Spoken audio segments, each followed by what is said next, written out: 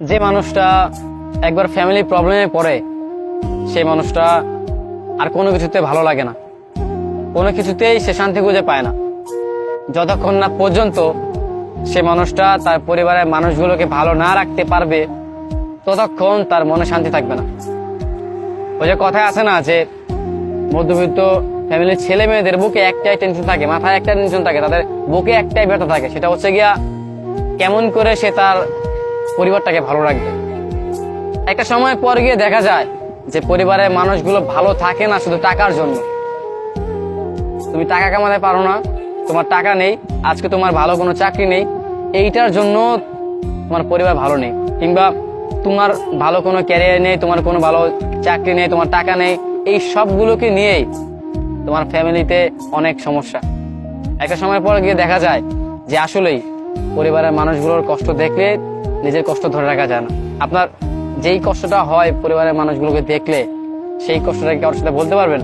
কখনোই না।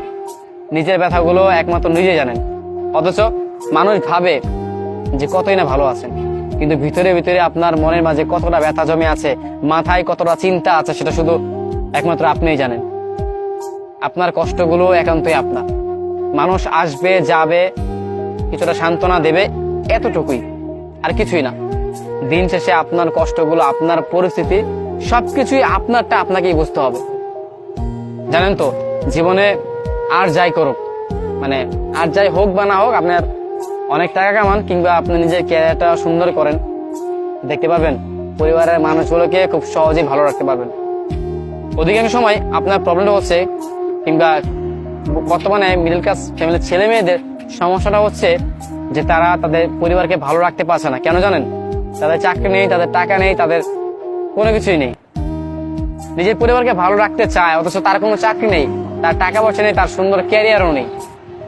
অন্যদিকে পরিবারের মানুষের সমস্যা, এই সবগুলোকে মিলে, মানে সবকিছু মিলিয়ে মানে এমন একটা ফিল আসে যেটা কাউকে বলে বোঝানো না, কেউ বুঝবেও না। এটা সবাই শুধু সান্ত্বনা দেবে, শুনবে, এক কান দিয়ে শুনবে, আরেক কান দিয়ে বের করে দিবে।